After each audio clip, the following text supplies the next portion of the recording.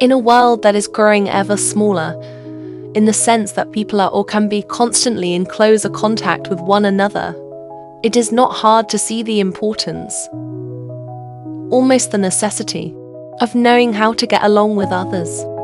In order to help a child in their relationships with other people, they must first be helped to build up their feelings of personal worth.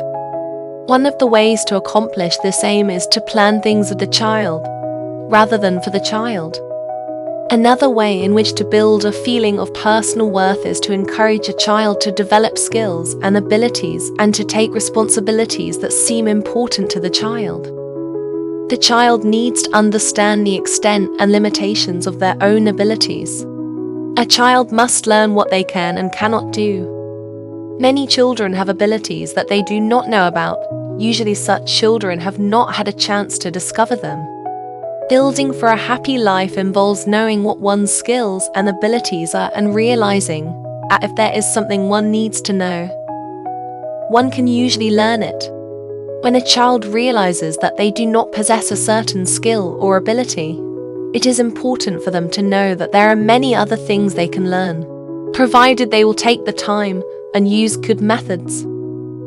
When the child feels that what they're doing is significant and worthwhile and will help him to get along in the world, there is little room for a feeling of inferiority. If a child is to get along well with other people, he must also understand the behavior and needs of others. When two children want the same block, the same doll, or the same pencil, that is a good time to learn what taking turns means. If the parent handles the situation so that each child really shares, the child can see by actual experience that taking turns does not mean that one child gains at the expense of the other.